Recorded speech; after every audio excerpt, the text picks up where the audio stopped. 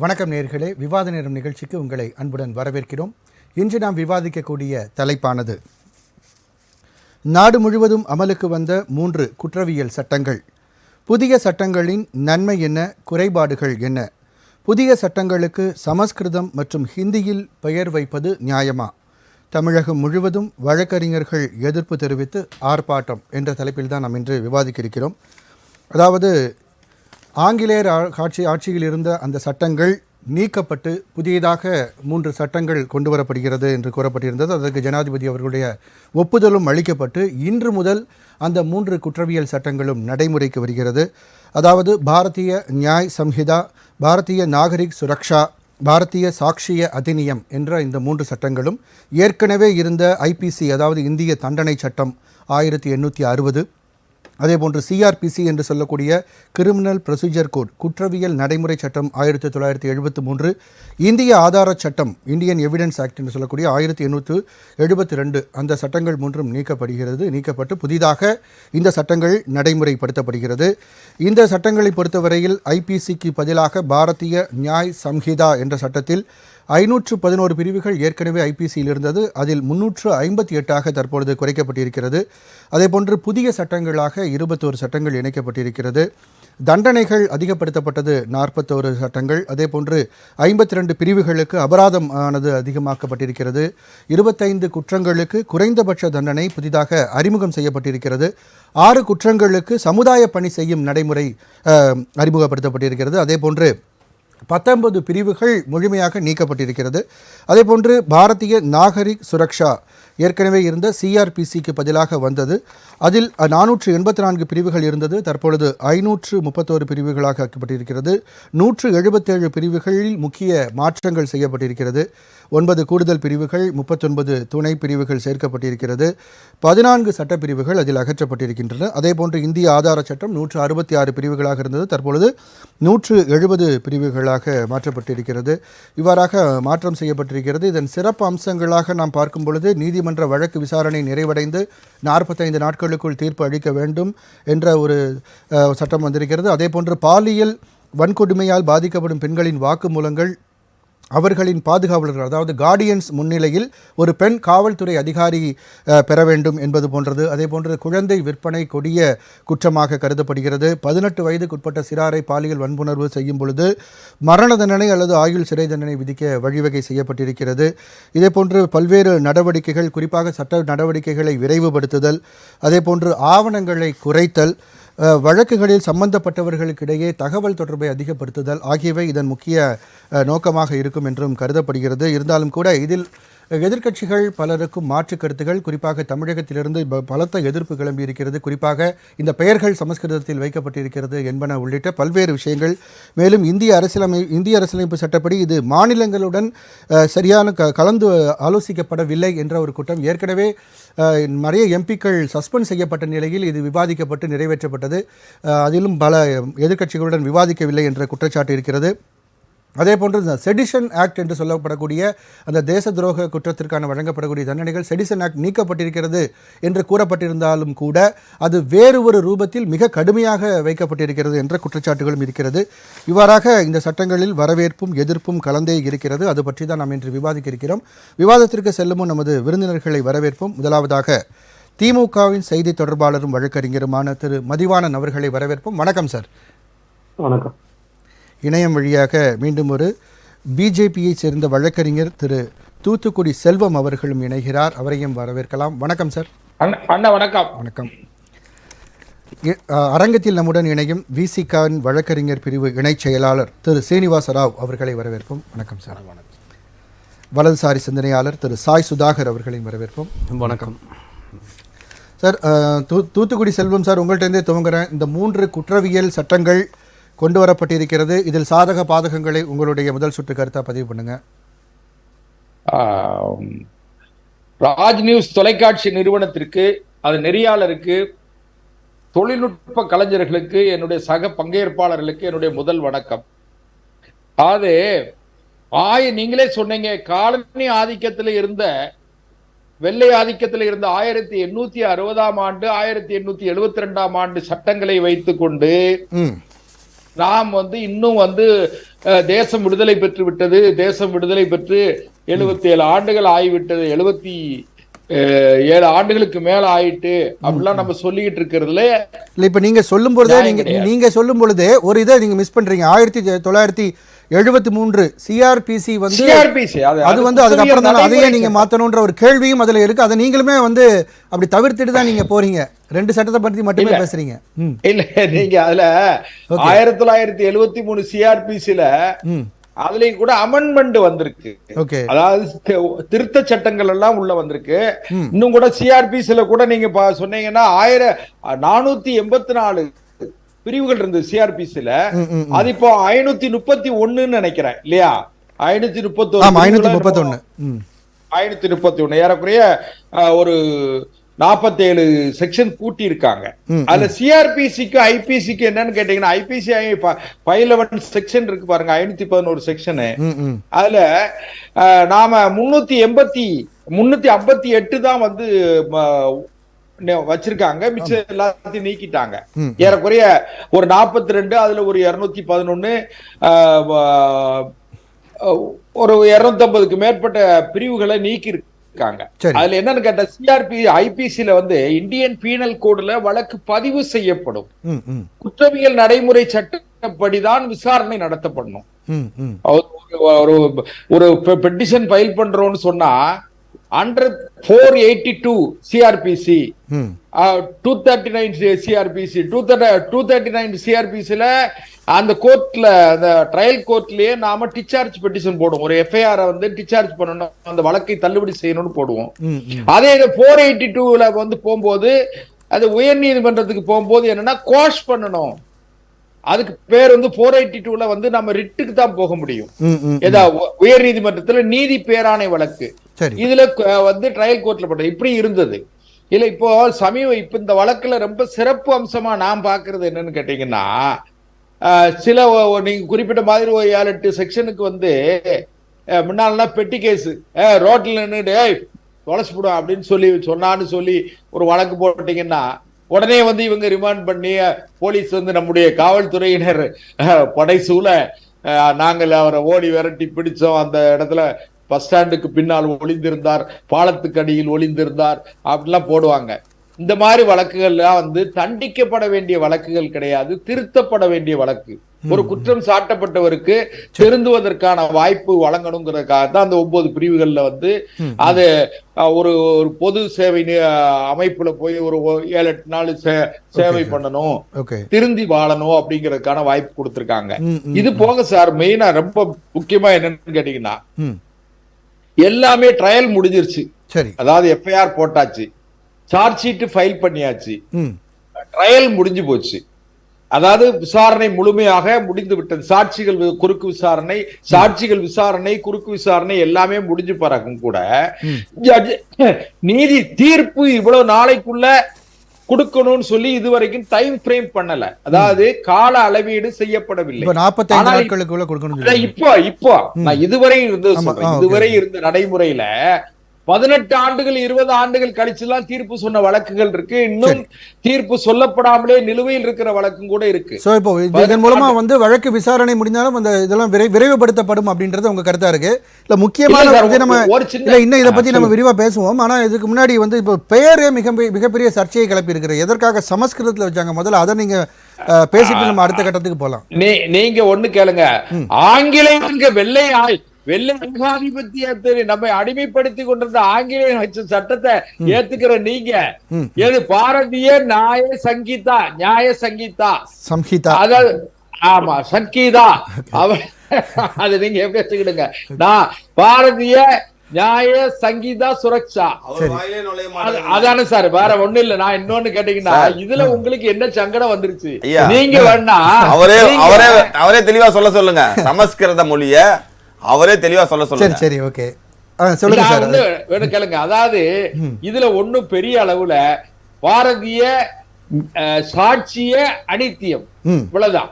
இதுல நீங்க இத போய் சமஸ்கிருதம் இந்தி அது இதெல்லாம் சொல்லி பிரிச்சு நீங்க உங்களுக்கு தேவைப்பட்டா நீங்க இந்திய குற்றவியல் சட்டம் அப்படின்னு சொல்லி தமிழ்ல சொல்லிக்கிடுங்களேன், யார் வேண்டாங்க.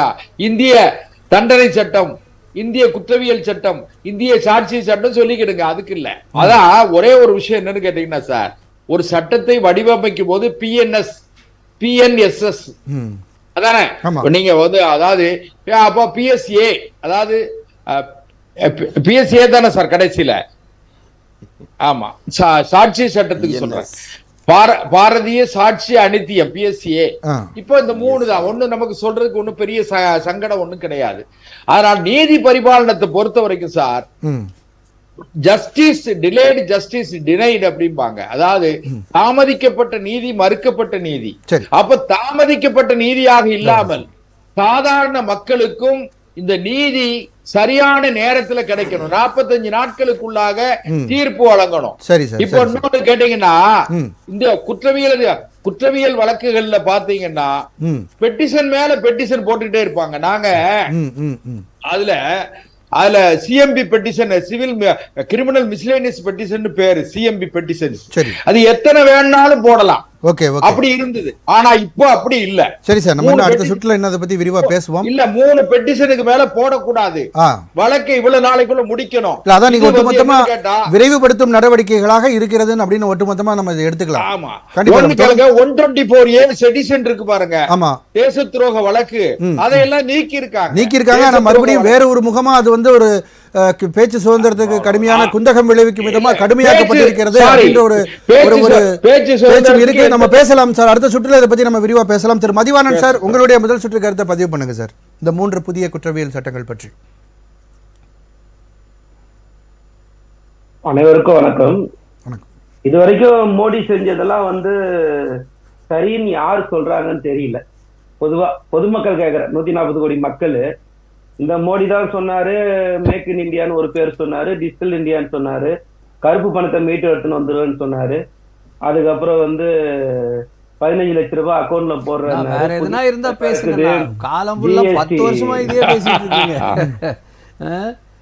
புதுசா எதுவும் இல்ல. சரி சார், அவங்க இணையத்துல பேசுறாங்க, பேசி முடிக்கிட்டு முதல் சுற்று கருத்து முடிக்கிட்டு சொல்லுங்க சார், பேசுங்க சார் தொடர்ந்து. சாய் சுதாகர் சார், நான் பேசும்போது குறுக்கிட்டீங்கன்னா நீங்க ஒரு லைன் கூட பேச முடியாது. அதனால நான் முதல் சுற்று என் கருத்து நான் சொல்லிடுறேன். சொல்லுங்க சார். இந்த 10 வருஷத்துல மோடி அவர்கள் செய்தது எதுவுமே உருப்படியான விஷயம் இல்லைன்றத அது ஒரு கருத்தாக்கம். சரிங்களா? இன்னைக்கு இப்ப உங்களை யாரு வந்து இதெல்லாம் மாத்த சொல்லி அடிச்சாங்க?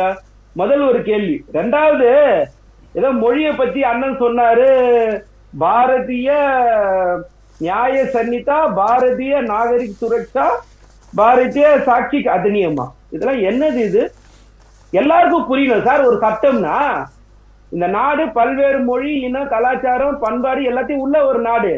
நீங்க ஒரு பேர் வைக்கிறீங்கன்னா எல்லாருக்கும் ஈஸியா புரியுற மாதிரி ஒரு பேர் வைக்கணும். இன்னைக்கு சமஸ்கிருதத்தை யார் பயன்படுத்துறா? பயன்படுத்தாத ஒரு மொழியில இருந்து எதுக்கு பேர் வைக்கணும்? இப்போ ஏன் RSS அஜெண்டாவை செயல்படுத்துறதுக்கு இந்திய அரசியலமைப்பு சட்டம் தான் கிடைச்சுதா? நீங்க அப்ப என்ன செய்ய வரீங்க? இந்திய அரசியலமைப்பு சட்டம் 348 தெளிவா சொல்றது இல்ல, அரசியலமைப்பு சட்டத்தை வந்து ஆங்கில மொழியில தான் இருக்கணும்னு சொல்லிட்டு அதை எப்படி அபட்டமா மீறீங்க?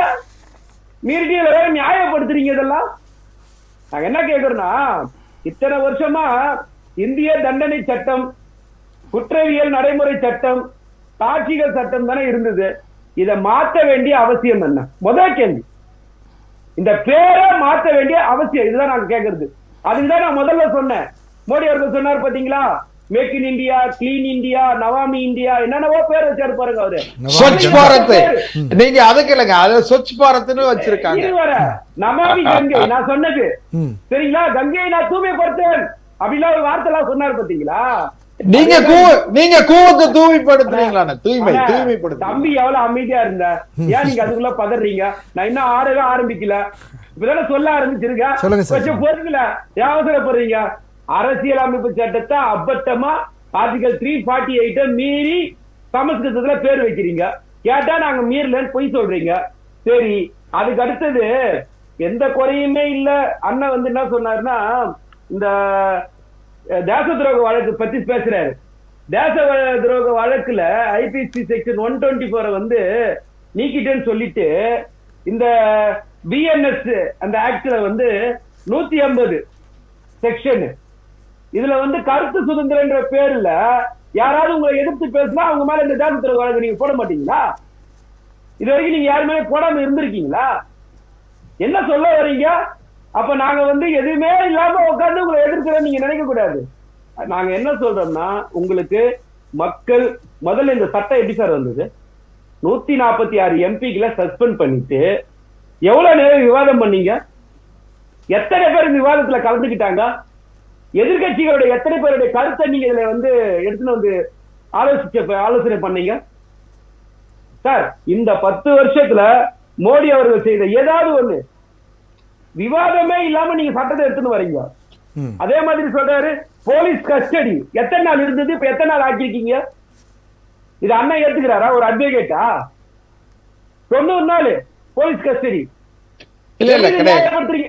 Judicial custody, judicial custody, police custody. சரிண்ணா இருங்க. ஏன்னா ஆனா தம்பியை சொல்ற நீங்க உங்க ஞாபகம் வருமா திருத்துங்க. தம்பி தவறா சொல்லி இருந்தா சரிங்களா? நாங்க இல்லன்னா சொல்லல. அதே மாதிரி இவங்க வந்து ஒரு சட்டம் எதுக்கு சார் எடுத்துன்னு வரணும்? இது வரைக்கும் 5 கோடி வழக்கு வந்து நிலுவையில் இருக்குன்னு சொல்லிட்டு அமைச்சர் அவர்கள் சொல்றாரு. மாவட்ட நீதிமன்றங்கள்ல 4,41,00,000 வழக்கு வந்து நிலுவையில் இருக்குன்னு அவருதான் சொல்றாரு. இப்போ நீங்க புதுசா ஒரு சட்டத்தை எடுத்துன்னு வந்து வழக்கை எப்படி துரிதப்படுத்துவீங்க?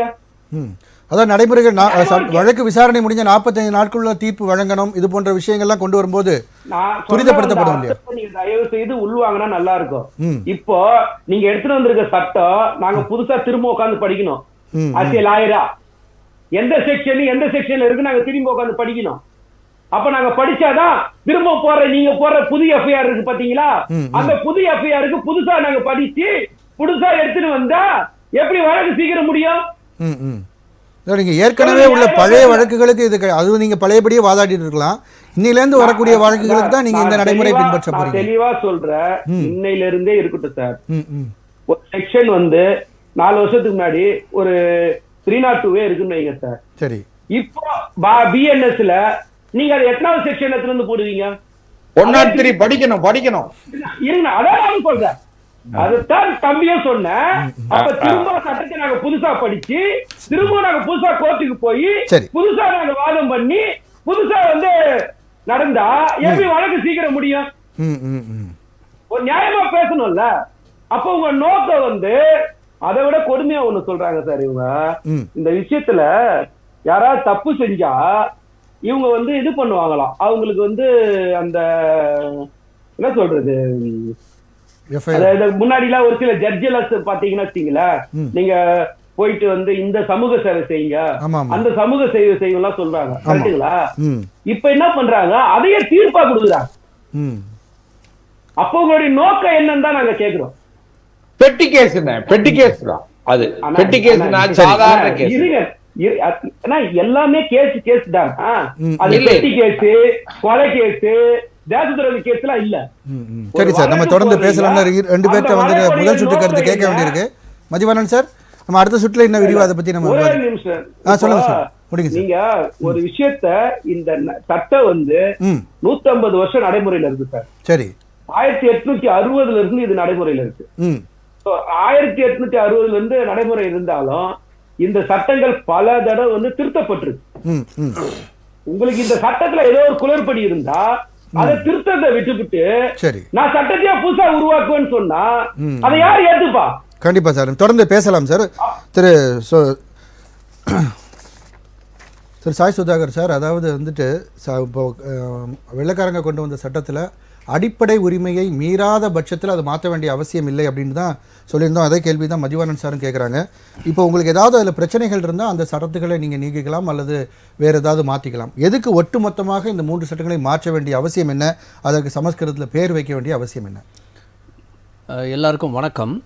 இதில் வந்து திரு மதிவாணன் அவர்கள் வந்து இவ்வளவு முரண்பாடுகள் இருக்குது, இவ்வளவு மாற்றங்கள் செய்யப்பட்டிருக்கு அப்படின்னு சொன்னார். ஆனால் நேற்றுக்கு ஒரு செய்தியாளர்களிடம் பேசும்பொழுது திரு ப. சிதம்பரம், அவர் ஒரு மூத்த அரசியல்வாதி, அவர் என்ன சொல்கிறாரு, இந்த அத்தனை சட்டமும் வெறும் காப்பி பேஸ்ட் தான், இதுக்கு இத்தனை நாள் வேஸ்ட் பண்ணி இருக்க வேண்டியதில்லை, அப்படி ஒரு 24 மணி நேரத்தில் பண்ணிட்டு போயிருக்கலாம் அப்படின்னாரு.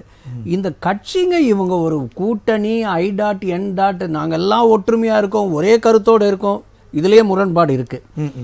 அண்ட் இன்னொன்று, இவர் தான் இவ்வளோ முரண்பாடான கருத்துக்கள் சொல்றாரு.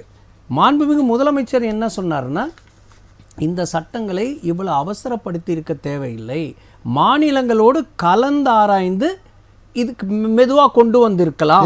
குளறுபடிகள் இருக்குன்றதையும் அவர் மென்ஷன் பண்றாரு. குளறுபடி இருக்குன்னு சொல்லல, இவங்க கலந்து ஆலோசனை செய்து பிறகு பண்ணலாம் அப்படின்னு சொல்ல. ஆனா கட்சிக்காரராகிய இவர் வந்து இவ்வளவு முரண்பாடு இருக்குன்னு சொல்றாரு.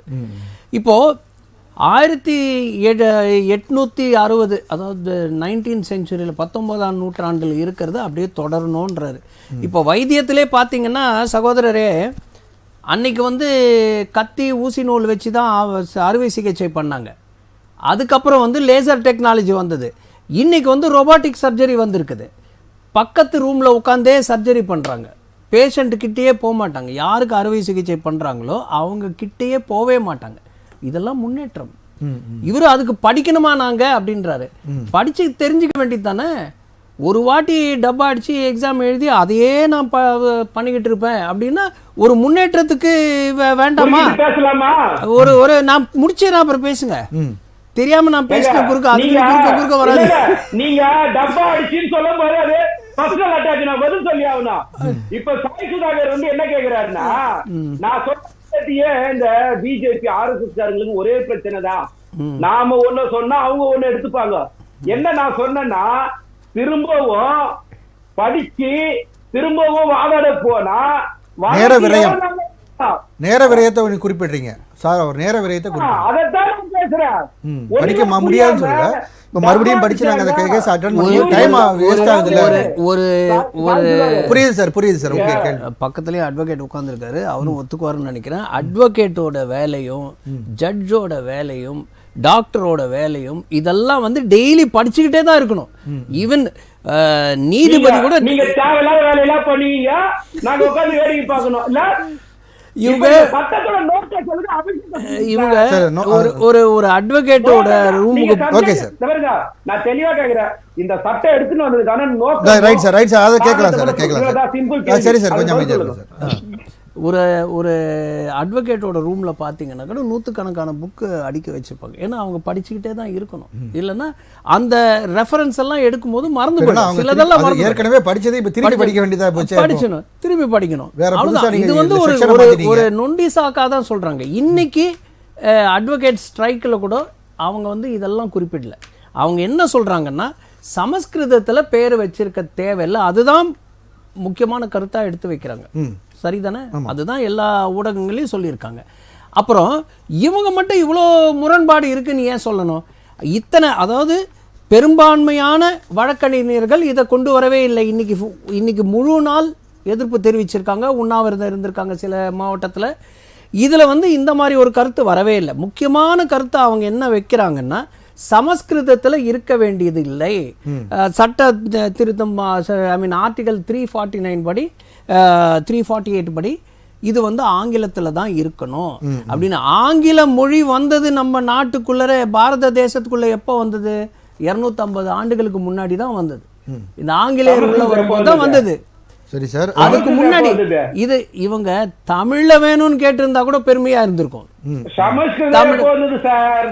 சமஸ்கிருதம் வந்து 2500 ஆண்டுகளுக்கு முன்னாடி வந்தது. வந்தேரிகள் கிடையாதுமா? உங்களுக்கு இல்ல உங்களுக்கு அவங்களுக்கு முக்கியமா இந்த கருத்தை நான் சொல்லி ஆகணும். பாவம் தம்பிக்கு தெரியல. சமஸ்கிருதம் வந்து சமஸ்கிருதம் வந்து உருவானது இந்திய நாட்டுல, வந்தேரி கொண்டு வரல. இந்தியாவில் உருவான ஒரு மொழி. இருங்க, நான் திரும்ப ஊடகத்துல எல்லாம் பேசுறது இந்த ஒரு விஷயம் தான். இந்தியாவோட சாபக்கேடு என்ன தெரியுமா? ஒரே ஒரு நிமிஷம் சார், ஒரு நிமிஷம் அவங்க பேசி முடிச்சோன்னு நம்ம பேசுங்க சார். சொல்லுங்க சார். இந்தியாவோட சாபக்கேடு என்ன தெரியுமா? இந்தியாவில் என்னெல்லாம் உற்பத்தி ஆச்சோ தொடங்குச்சோ அது இங்க கிடையாது. சமஸ்கிருதம் இங்க தான் வளர்ந்தது. ஜப்பான்ல ஒரு ஸ்கிரிப்டே சமஸ்கிருதம் பேஸ்டு. அதே மாதிரி 12 யூனிவர்சிட்டியில ஜெர்மனில சமஸ்கிருதம் இருக்கு. ஆனா இந்தியால எல்லாரும் எதிர்க்க. இருங்க தான் எவ்வளவு பேர் இருங்க. பேசுறாங்க. யோகா எவ்வளவு உருவானது பேர் பேசுறாங்கன்னு கேக்குறேன். யோகா உருவானது உங்க கேள்வி நான் வச்சிருக்கேன் சார், பதில் சொல்லுவாங்க சார், கொஞ்சம் அமைதியா இருங்க. எத்தனை சதவீதம் மக்கள் சமஸ்கிருதம் ஓகே, ஓகே, ஓகே. பேசுறாங்க? அது எனக்கு தெரியாது. யோகா உருவானது இந்தியால. தெரியாது? ஆனா சொல்லுங்க, யோகா வந்து இதுக்கு ஒரு மோடி வர வேண்டியதா இருந்தது. யோகாவை இங்க பிரபலப்படுத்துறதுக்கு இப்போ உலகம் முழுக்க யோகா இருக்கு. சரி சார், சரி சார். இருங்க, இன்னொன்னு சார், ஆனா கொஞ்சம் அமைதியா இருங்க சார். முதல் சுற்று கருத்து வாங்கிட்டு அடுத்த சுற்றுல உங்களால் நம்ம வந்து தலைவராக கருதப்படுபவர் பௌத்த மதத்தை ஏற்றுக்கொண்டார். புத்திசம் இங்கதான் ஆரம்பிச்சது, சரி. போதி மரத்தடியில. அது புத்திசம் இங்க இல்ல, பக்கத்துல ஸ்ரீலங்கால இருக்கு, ஜப்பான்ல இருக்கு. அதுதான் நம்ம நாட்டுக்குள்ள சாபக்கேடு. நீங்க வந்து ஆங்கிலம் வேணும்னு சொல்லுவீங்க, ஆனா நம்ம நாட்டுல உருவான ஒரு மொழி வேண்டாம்னு சொல்லுவீங்க. சரி. இதுதான் திராவிட கலாச்சாரம். கேட்ட கேள்வி சரி சார், நம்ம இன்னும் அடுத்த சுற்றுல நம்ம இந்த விரிவாக அதை பத்தி பேசலாம். நான் ஒரு சாரோட கேள்வி. முதல் சுற்று கருத்து கேட்க வேண்டியிருக்கு. திரு சீனிவாசராவ், உங்களுடைய முதல் சுற்று கருத்து பதிவு பண்ணுங்க சார். அனைவருக்கும் வணக்கம். அதாவது இந்த சட்டம் கொண்டு வர்றதுல என்ன நடைமுறை சிக்கல்னா, பாராளுமன்றத்தில் 20/12/2023 180 எம்பிக்களை காலையில் சஸ்பெண்ட் பண்ணுறாங்க. மாலையில் மாண்புமிகு உள்துறை அமைச்சர் அமித்ஷா அவர்கள் இந்த சட்டத்தை குரல் வாக்கெடுப்பு மூலம், மிகப்பெரிய சட்டம் அது, 3 சிஆர்பிசி ஐபிசி எவிடன்ஸ் ஆக்ட்லாம் மாற்ற போகிறாங்கன்னு சொல்கிறாங்க. அதை வந்து குரல் வாக்கெடுப்பு மூலம் கொண்டு வந்திருக்காங்க. அப்போயே தெரிஞ்சு போச்சு இவங்களுடைய திருட்டுத்தனமான வேலை என்ன கொண்டு வராங்கன்னு. இதுக்கு பிறகு நான் பேசிய வார்த்தைகள் மட்டும் கொஞ்சம் கவனம். இதை தாண்டி திருட்டுத்தனம்ங்கிற வார்த்தை இதை தாண்டி இவங்க என்ன பண்ணிருக்கணும், சட்ட வல்லுநர்கள் கருத்து கேட்டிருக்கணும். இந்தியாவில் இருக்கிற அனைத்து பார் கவுன்சில், எங்களுக்கெல்லாம் ஒரு பார் கவுன்சில் இருக்கு, ஒரு தலைவர், அங்க இருக்கிற சட்ட வல்லுநர்கள் இருக்காங்க. அவங்கள்ட்ட இந்தியாவில் இருக்கிற எல்லா பார் கவுன்சில்ட்டையும் கருத்தொற்றுமை ஏற்பட்டிருக்கணும். அதுக்கு பிறகு மாநில முதல்வர்கிட்ட கேட்டிருக்கணும். எதையுமே சட்ட வல்லுநர்களோட கலந்து ஆலோசனை இதுக்கு வந்து ஒருத்தர் தலைவருங்க, மகேஷ் ஜெத்மலானி, ராம் ஜெத்மலானியுடைய அவருடைய மகன் தான் இதுக்கு வந்து டீம் ஆஃப் லீடர்ஸ். சரி, அவரு தான் இதை வரைவு குழுவை கொண்டு வராரு. அவங்க கட்சியை சார்ந்தவங்க அவங்கள மட்டும்தான் கேட்டிருக்காங்களே தவிர, மாற்று உள்ளவங்களோட மக்கள்கிட்ட 3500 பேர் கருத்து கேட்டிருக்காங்கன்னு சொல்லி இருங்க. இந்திய அரசியலமைப்பு சட்டம் என்ன சொல்லுது, 348 ஆங்கில மொழியில தான் இருக்கணும். ஏன்னா இது பல்வேறு சாதி மதம் மொழி கலந்த நாடு. இந்த நாடு, இந்த நாட்டில் இருக்கணும்னா ஒரு மொழியை சார்ந்து இருக்கணும். அதுக்கு 348 தெளிவா சொல்லுது. நீங்க 1,00,000 பேர் பேசுகிற சமஸ்கிருத மொழியில நீங்க பார சங்கீத நாயா ஏதோ சொல்றீங்க, அதெல்லாம் வாயில எங்களுக்கும் நுழைய மாட்டேங்குது, அந்த கட்சியை சார்ந்தவங்க பேசுறவங்களுக்கும் அவங்களுக்கு வர மாட்டேங்குது.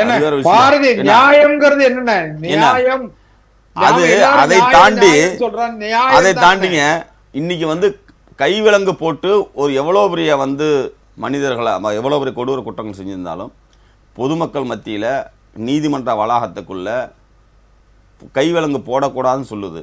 ஆனா பிஎன்எஸ் என்ன சொல்லுதுன்னா, 43(3) சப்கிளாஸ்ல கைவிலங்கு போட்டு பொதுமக்கள் அவங்கெல்லாம் பார்க்குற மாதிரி ஒரு கொடூர குற்றவாளியா, சாதாரண குற்றவாளி கூட இருங்க, சட்டம் சொல்லுது, நான் சொல்ல, 43(3) அதான் சொல்லுது, பிஎன்எஸ்எஸ்எஸ் அந்த சட்டத்தை பிரிவில் இது சொல்லுது. சரி, அப்ப மனிதருடைய உரிமை, மனித உரிமை எவ்வளவு தூரம் பாதிக்கப்படுகிறது. இந்த மனித உரிமைக்காகத்தான் இந்த போராட்டமே. உலக நாடுகளில் கிட்டத்தட்ட மரண தண்டனை 170 நாடுகள் வேணாம்னு சொல்லியிருக்காங்க. இன்ன வரைக்கும் இந்தியாவில் வந்து மரண தண்டனை வேணும்னு சொல்லிட்டு இருக்காங்க. அதை உறுதிப்படுத்துவதற்காக இந்த மாதிரி சட்டங்கள்லாம் கொண்டு வராங்க. ஐநாவில் 170 நாடுகள் மரண தண்டனை இருக்கக்கூடாது. தண்டனை மட்டுமே மனிதர்களை திருத்த முடியாது. தண்டனை மட்டுமே திருத்த முடியாது. ஒரு தண்டனை கொடுப்பது என்பது, சிறை என்பது மனிதரை வாழ்வியல் நெறிப்படுத்துற ஒரு திட்டம் தானே தவிர அதுவே தீர்வாகாது. அப்ப மரண தண்டனை இருக்கக்கூடாதுன்னு சொல்லக்கூடிய ஒரு இது வந்து இவங்க என்ன பண்றாங்க, உபா சட்டத்தை இடையில நுழைக்கிறாங்க. எப்போ பிரிவு 19 பிரிவு 113A 13(3), அதாவது தனிநபரா இருக்கிறாங்க பாருங்க, அவங்கள வந்து ஒரு தீவிரவாத அமைப்பா காட்டலாம், இல்ல ஒரு அமைப்பா இருக்கிறவங்களும் இவங்க தீவிரவாதின்னு சொல்லி முத்திரை கொட்டு இந்த சட்டத்தின் பிரகாரம் வெளியேற்றலாம். இப்போ தொடர்ச்சியா பாரதிய ஜனதா அரசுக்கு எதிராக பேசிட்டு இருக்காங்க, பண்ணிட்டு இருக்காங்கன்னு சொன்னா உடனே இந்த உபா சட்டத்தை நேரடியாக உபா சட்டத்தை ஸ்பெஷல் ஆக்டை கொடுக்காம இந்த மாதிரி சட்டத்தை கொண்டு வந்து இந்த பிரிவின் கீழே இவங்களை வெளியேற்றலாம் அப்படிங்கிறத சொல்கிறாங்க.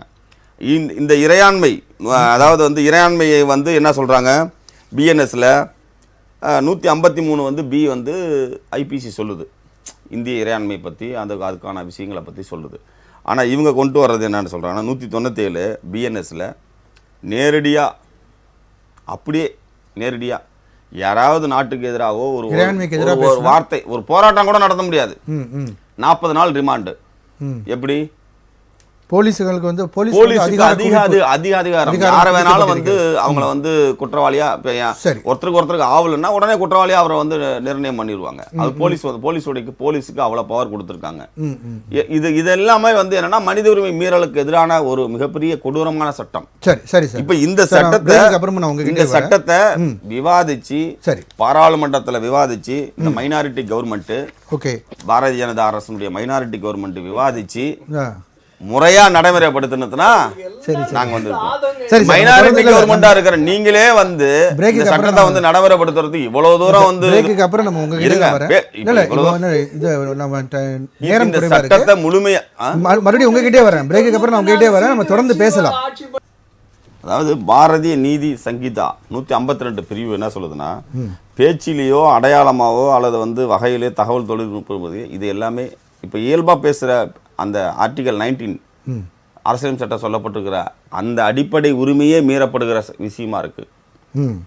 அப்ப அடிப்படை அரசியல் சட்டத்தினுடைய அடிப்படை உரிமையே மீறப்படுகிற சட்டத்தை எப்படி இந்த அரசியல் சட்டத்துக்கு எதிராக இந்த சட்டத்தை கொண்டு வராங்களா அப்படிங்கிறது எங்களோட கேள்வி. முதல்ல ஐபிசி சிஆர்பிசி எவிடன்ஸ் ஆக்டை மாத்துறாங்க, அப்புறம் இறுதியா அரசியல் சட்டத்தை மாத்துறதுக்கு அவங்க முடிவு பண்றாங்க. அரசியல் சட்டத்தை மாத்தி அவங்க அந்த வேதகிரி நாகரிகத்தினுடைய சட்டம் மனுஸ்மிருதி சட்டத்தை அமல்படுத்துவதற்கு ஒரு வகைய, அதுக்கு தான் வெங்கடச்செல்லையா தலைமையில அரசியல் சட்டத்தை மாற்றுவதற்கு ஒரு குழுவை வாஜ்பாய் அவர்கள் பிரதமரா இருக்கும்போது போட்டாங்க. இல்ல அவங்க மறந்துட்டாங்க, எப்பவுமே சொல்லுவாங்க மனு சாஸ்திரம் மறந்துட்டாங்க. இருங்க நான் சொல்றேன். வெங்கடச்செல்லையா நீதியரசர் வெங்கடச்செல்லையா தலைமையில பிரதமர் வாஜ்பாய் இருக்கும்போது அரசியல் சட்டத்தை மாற்றுவதற்கு ஒரு குழு அமைச்சாங்க. சரி, அது மிகப்பெரிய கடுமையான எதிர்ப்பு வந்ததுனால அதனுடைய இது வந்ததில் அப்படியே நிப்பாட்டி வச்சிட்டாங்க. அதை மீண்டும் கொண்டு வர்றதுக்கு இந்த அரசு, மைனாரிட்டி பாரதிய ஜனதா அரசு மீண்டும் கொண்டு வருவதற்கு இதை முயற்சி செய்கிறது. மனுஸ்மிருதியை எப்படியா கொண்டு வந்துடணும் அப்படிங்கிறது தான், அரசியல் சட்டத்தை மாற்றுவது தான் அவங்களுடைய பிரதான கோரிக்கை. சரி, அது இருக்கிறதால தான் இந்த இந்தியாங்கிற நாடே ஒரு இருந்துட்டு இருக்குது. பிளெக்சிபிள் கான்ஸ்டிடியூஷன் இருக்கிறதால தான் இது வந்து ஈடுகட்டிட்டு இருக்காங்க. இதை தூக்கி எறிஞ்சிட்டா நாம இந்து ராஷ்டிரத்தை நிறுவிடலாம், ஒரு நாடு ஒரு கொள்கை ஒரு மன்னராட்சி அப்படிங்கிற போர்வை கொண்டு போயிடலாங்கிறது தான் மைனாரிட்டி பிஜேபியுடைய அரசியல் பிரதான கொள்கை அப்படிங்கிறது தான் பிரதான கருத்தா இருக்கு. அதனால இந்த 3 சட்டமுமே மக்கள் விரோத சட்டம், இது சாமானிய மக்களுக்கு எதிரான சட்டம். முதல்ல வழக்கு கூட பாருங்க, சாமானிய மக்கள் ரோட்டு கடையில விட்டுட்டு இருக்கானா டெல்லியில, அவரு பேர்ல போடுறாங்க. ஏன் இதே எவ்வளவு கொடூரங்கள் நடக்குது.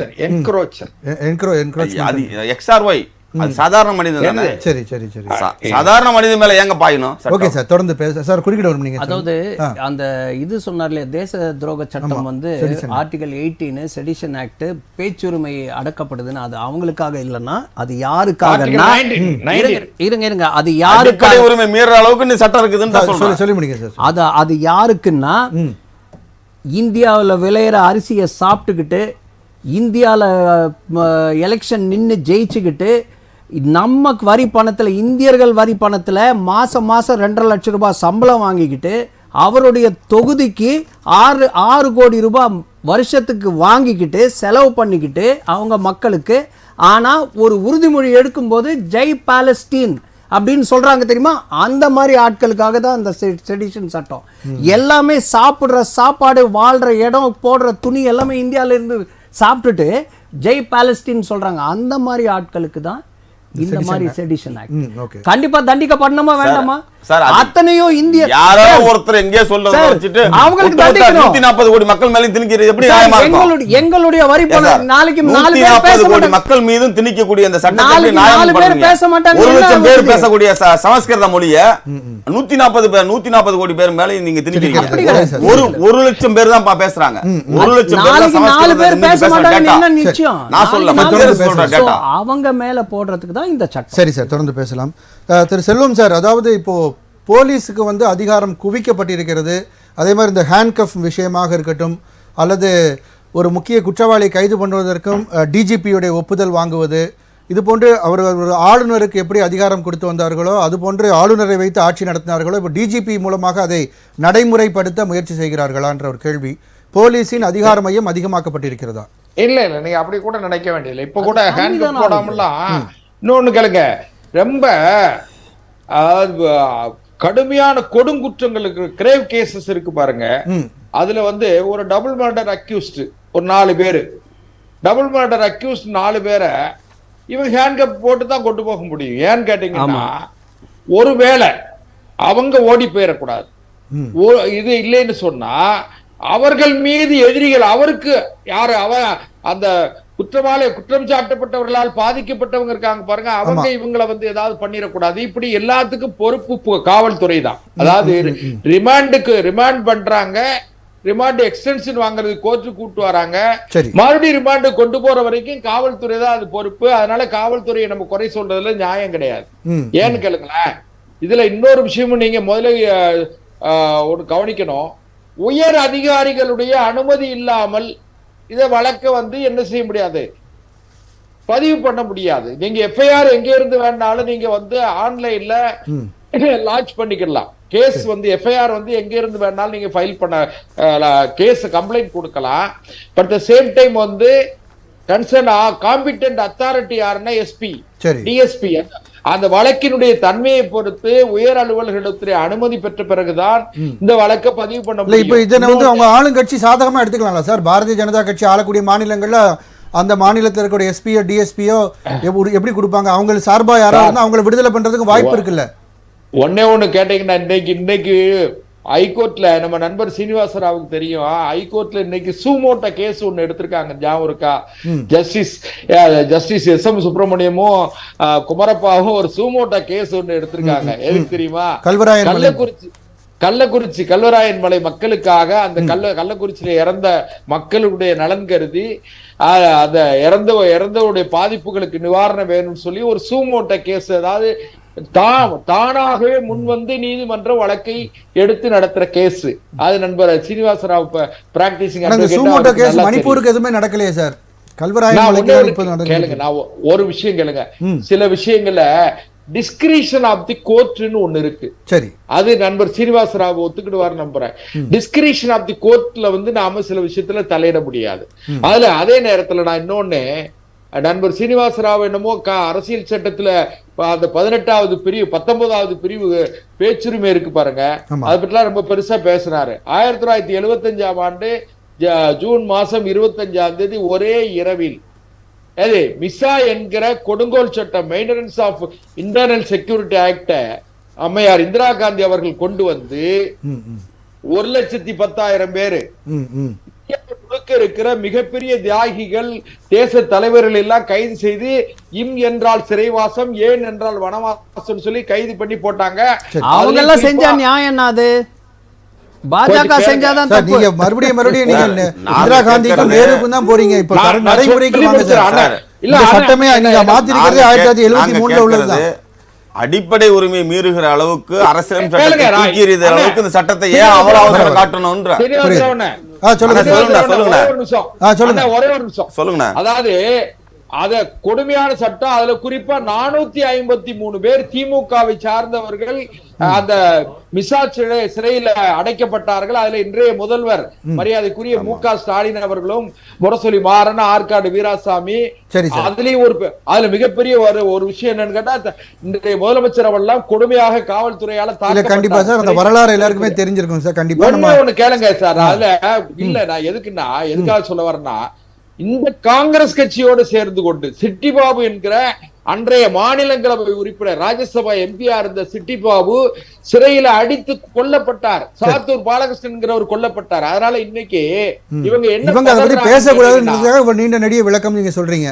இல்ல நான் ஒண்ணு கேளுங்க, நண்பர் சீனிவாச ராவ்லாம் அவங்க எல்லாம் அவங்க கட்சி எல்லாம் இத போய் ஆதரிச்சுக்கிட்டு இத போய் இந்த கட்சிகளோடு கூட்டணி இருந்துகிட்டு அவங்க தடுமாறிக்கிட்டு இருக்காங்க. எப்போ வாய்ப்பு கிடைக்காது 2026 யாரோட நல்ல வேற ஏதாவது எங்கேயா ஒரு இடத்துல போய் இப்ப பிஜேபியோட கூட்டணிக்கு வர நீங்க அழைப்பு விடுக்கிறீங்களா சார்? என்ன சார் பிஜேபி கூட்டணிக்கு அழைப்பு விடுக்கிறீங்களான்னு? இல்ல வந்தா ஏத்துக்கிறதா இல்ல என்ன இருக்கு வந்துட்டா நான் திருமாவளவன் அந்த மாதிரி ஒரு தலைவர் வந்துட்டாங்கன்னா ஏத்துக்கிறதா இல்லன்னு சந்தேகம் இருக்கு. அதனால ஒண்ணு கேளுங்களேன், ஒரு விஷயம், இந்த பிஎன்எஸ் சட்டம் இருக்கு பாருங்க, இப்போ இருக்கிற திருத்த குற்றவியல் புதிய சட்டங்கள் இருக்கு பாருங்க, இந்த சட்டம் வெகுஜன மக்களை பாதிக்காது, குற்றங்கள் தடுக்கப்படணும். சார் தண்டனை கடுமையாக்கப்பட்டாதான் குற்றங்கள் குறையும்ன்றது அவங்க கருத்து. சரி சார், நம்ம தொடர்ந்து பேசலாம் திரு மதிவாணன் சார். இல்ல ஒரு நிமிஷம், தண்டனை கடுமையாகிறது மட்டும் இல்லாம தண்டனை உரிய காலத்துல அவர் விடுவிக்கப்பட்டாலும் சரி, ஒரு வழக்கு அந்த குற்றவியல் வழக்குல விரைந்து தண்டனை வழங்கப்பட வேண்டும் அப்படின்றத நீங்க வலியுறுத்துறீங்க. சரி சார், தொடர்ந்து புரியுது. அவர் சொல்றாருல்ல, இப்ப தூத்துக்குடி மாதிரி ஒரு சம்பவம் நடக்குதுன்னு வச்சுக்கோங்க, அவங்க இதுலயே சொல்றேன், அப்போ கலெக்டர், மாவட்ட ஆட்சியர், துணை ஆட்சியர், எக்ஸ்ஆர்ஓ யாராவது ஒருத்தர் பர்மிஷன் வாங்கி தான் பண்ணணும். ஆனா இந்த சட்டத்து பிரகாரம் தாசில்தாரே போதும், பர்மிஷன் கொடுத்தா உடனே ஷூட் பண்ணலாம்.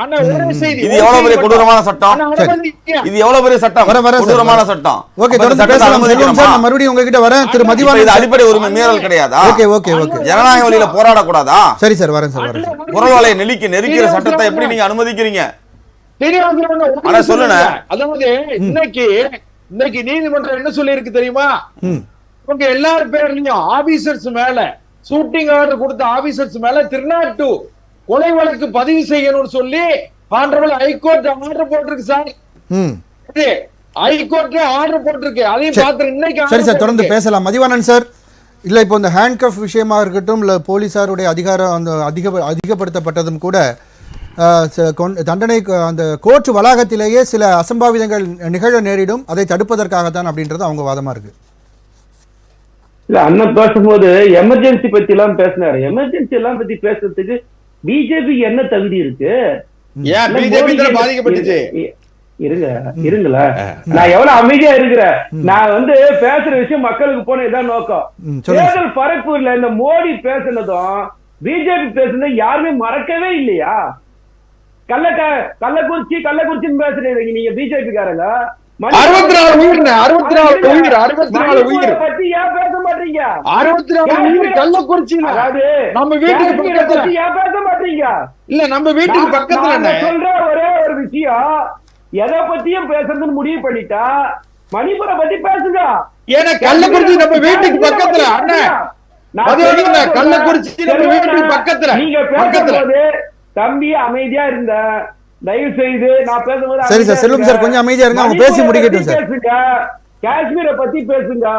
மத ரீதியா இந்த தேர்தலை சந்திச்சதா இருக்கட்டும், இன்னைக்கு வரைக்கும் நாடாளுமன்றத்துல ராகுல் காந்தி பேசுறது ஒண்ணு, மோடி பதில் சொல்றது ஒண்ணா இருக்கு. அவர் இந்துக்களை விரோதிங்கார், தேச விரோதிங்கார் ராகுல் காந்தி. செல்வம் சார் கொஞ்சம் அமைதியா இருங்க சார், அவங்க பேசி விரோதின்னு சொன்னாரே தவிர அவர் இந்துக்களை துரோகின்னு சொல்லவே இல்ல. தேச விரோதி என்ன ஒரு நிமிஷம், அவர் ஒரு வார்த்தை தெளிவா பேசுறாரு. சிவன் என்ன சொன்னாருன்னு கேக்குறாரு. சிவன் சொல்ற மாதிரி நீங்க ஆட்சி செய்யுங்கன்னு கேக்குறாரு.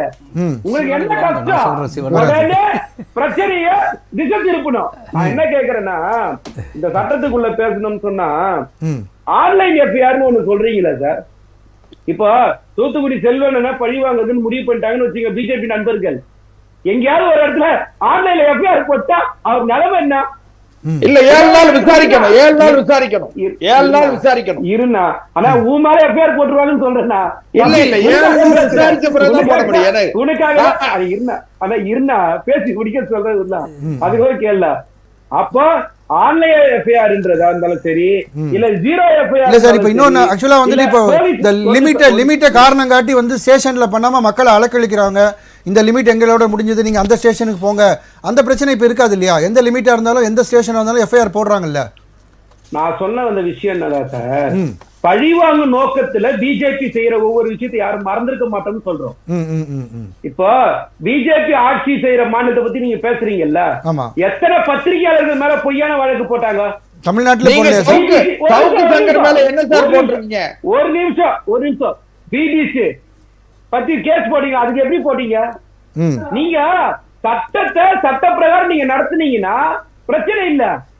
நீங்க சட்டத்துக்கு புறம்பா ஒரு ஆட்சி செய்றீங்க, உங்களுக்கு தேவை மாதிரி சட்டத்தை வளைக்கிறீங்க. சார் நாங்க என்ன கேக்குறோம்னா, ஒரு 146 எம்பிக்களை சஸ்பெண்ட் பண்ணிட்டு அவசரமா எடுத்துட்டு வர வேண்டிய அவசியம் என்னன்னு நாங்க கேக்குறோம். ஓகே, சோ உங்களோட இந்த அவசரம் தான் எங்களை உங்க மேல சந்தேகப்பட வைக்குது. உங்களுடைய நோக்கம் நல்லதுக்கானதா இல்ல. சரி, மக்களை பழி வாங்கணும், கஷ்டப்படுத்தணும், இதுதான் உங்களுடைய நோக்கம். சரி சார், ஒரு சின்ன திருத்தம் மட்டும் நான் சொல்லிடுறேன். அண்ணன் சொன்னார் 1 லட்சம் பேர்னு. ஆனா சின்ன திருத்தம்னா இந்த சமஸ்கிருதம் பேசுறது 1 லட்சம் பேரோட இல்ல, வெறும் 25,000 பேர் தான். எவ்வளவு தெரியுமா பர்சன்டேஜா பாத்தீங்கன்னா 0.002% தான் இந்த சான்ஸ்கிரிட் பேசுற மக்கள் மொத்தமாவே இந்தியாவில. வெறும் 25,000 பேர் பேசுற மக்களுக்காக 140 கோடி மக்களை மாத்துறீங்களே, இது எவ்வளவு பெரிய அறிவாளித்தனம் பாருங்க, யோசிச்சு பாருங்க. சரி, அப்ப இந்த ஆட்சி யாருக்காக செய்யுது? சரி சார், நம்ம தொடர்ந்து பேசுவோம் சார். அப்ப இந்த மோடியோ அமித்ஷாவோ இந்த 800 சட்டங்களும் யாருக்கான சட்டங்கள் யோசிக்கணும்ல. சரி சார், நம்ம தொடர்ந்து பேசலாம். திரு சாய் சுதாகர் சார், சார் தொடர்ந்து பேசலாம் சார். வரேன் சார் மறுபடியும் உங்ககிட்ட. சார், இப்போ வந்துட்டு கொண்டு வரக்கூடிய சட்டங்கள் எல்லாம் இவ்வளவு அவசரமாக நடைமுறைப்படுத்த வேண்டிய அவசியம், இதெல்லாம் வந்து தான் அவங்களுக்கு ஒரு அச்சுறுத்தலை ஏற்படுத்துது. 146 எம்பிக்களை வெளியே அனுப்பிட்டு அவ்வளவு அவசரமாக நிறைவேற்றப்பட வேண்டிய அவசியமும் அவசரமும் என்ன அப்படின்றது அவங்க கேள்வி. முதல் விஷயம், தயவு செய்துன்னா இன்னைக்கு திரு ராகுல் காந்தி அவர்கள் இதில் லோக்சபாவில் சிவன் கையில் இருக்கிற பாம்பு பற்றியும் திரிசூலம் பற்றியும் பேசின விஷயத்த தயவு செய்து வெளியில் பேசாதீங்க. ஏன்னா அத்தனையும் தவறான விஷயங்கள். பாம்பு கழுத்தில் வச்சிருக்கிறாரு, பாம்பு வந்து தைரியமாக இருக்கக்கூடிய இது, அது மாதிரி நாங்கள் எதிர்க்கிறோம் தைரியம்னாரு. சாரின்னா, பாம்பு வந்து அவ்வளவும் விஷம், கெட்ட விஷயம், கெட்ட தன்மை, அதை வந்து நான் அடக்கி வச்சிருக்கேன், நீங்கள் தைரியமாக இருங்கன்னு சொல்லியிருக்காரு சிவன். அதே மாதிரி திரிசூலம் பற்றி ஒரு விளக்கம் கொடுத்தாரு பாருங்க, அவ்வளவு தமாஷுன்னா. உங்களுக்கு அதாவது ஹிந்தி தெரியாது போடா, கடவுள் இல்லை சொல்கிறவங்களுக்கு இதெல்லாம் புரியாது.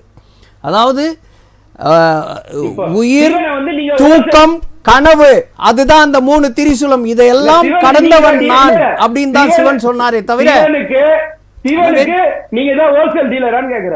அதான் ஆதங்கத்துல பேசாதீங்க. நான் இந்த மாதிரி தப்பா டீலரு அதெல்லாம் பேசாதீங்க. எங்களுக்கெல்லாம் ஒரு நம்பிக்கை இருக்கு.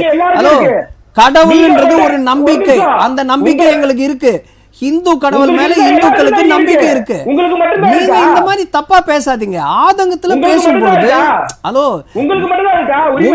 உங்களுக்கு ஆதங்கம் அப்போ பேசும்போது கூட, இப்ப நான் எவ்வளவு பொறுமையா பேசுறேன், நீங்க அவ்வளவு தப்பா பேசுறீங்க ஆதங்கத்துல.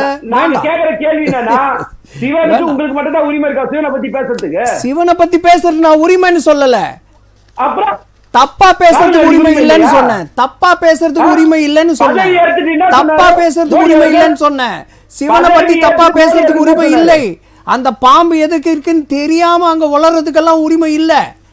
தெரிஞ்சுக்கோங்க, கரெக்டா பேசணும். இப்ப நான் சொல்லி இருக்கிறேன், இத வந்து நீங்க டிஸ்பியூட் பண்ணுங்க, நீங்க சேலஞ்ச் பண்ணுங்க. நான் சொல்றேன் 3 குற்றவியல் சட்டங்கள் நிறைவான கருத்தை நீங்க சேர்த்தே பண்றேன். ஓகே மதிவானன் சார், இந்த குற்றவியல் சட்டம் வந்து 23ல அப்ரூவ் ஆச்சு, 24ல தான் சட்டத்துக்கு கொண்டு வராங்க.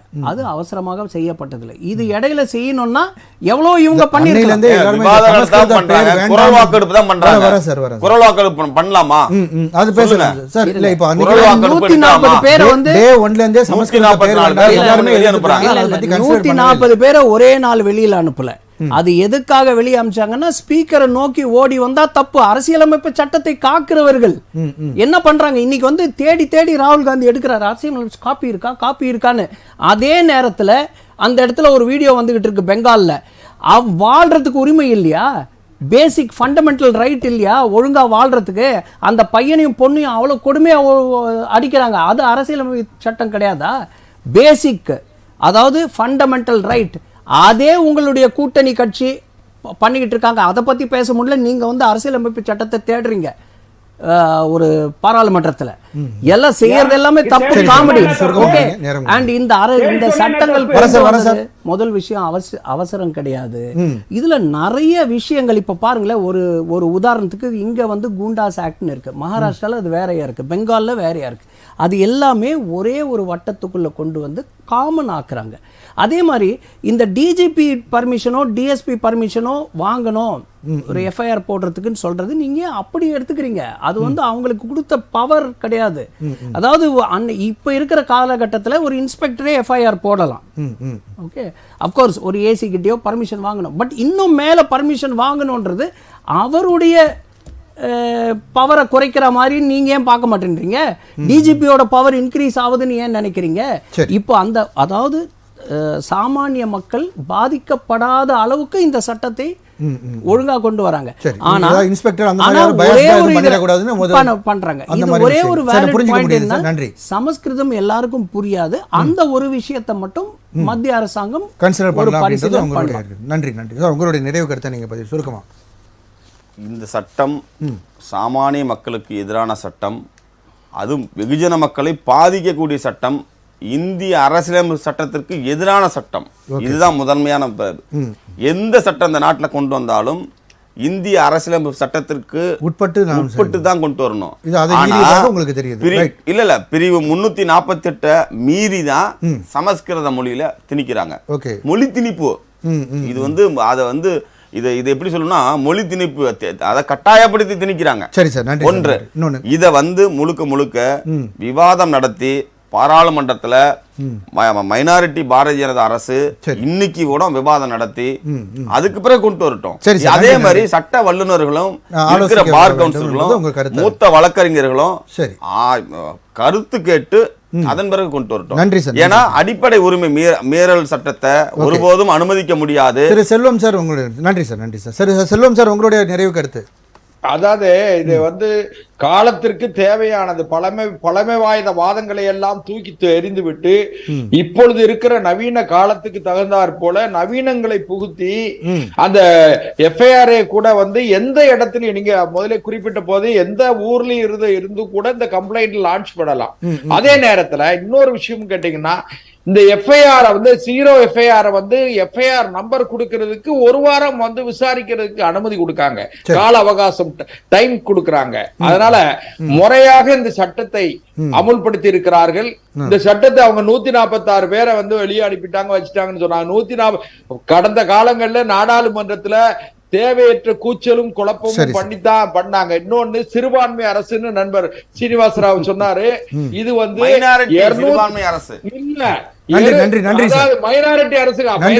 சிறுபான்மை தானே. நீங்க ஆங்கிலத்தையே பேசிட்டு இருக்கீங்க. அதாவது 240 எம்பிக்களை கொண்டிருக்கிற சரி, அது இல்லன்றதை நீங்க மறுக்கிறீங்க. ஓகே சார், 273 சார் உங்களுடைய 273 இருந்தாலும் மெஜாரிட்டி. சரி சார். அரசு சார், தேசிய ஜனநாயக சார், இத பத்தி இன்னொரு சந்தர்ப்பத்துல நம்ம விவாதிக்கலாம். செல்வம் சார், 28 கட்சி சேர்ந்து எண்ணிப்பாங்க சார். நிறைய இத பத்தி பேசிட்டோம். இன்னமும் வேற விவாதத்துல கூட நம்ம இத பத்தி பேசலாம். நன்றி. திரு மதிவாணன் சார், உங்க நிறைவு கருத்து சுருக்கமா. 10 வருஷமா தேசிய ஜனநாயக கட்சி எங்க சார் போச்சு? கூட்டணி ஆட்சி எங்க சார் போச்சு?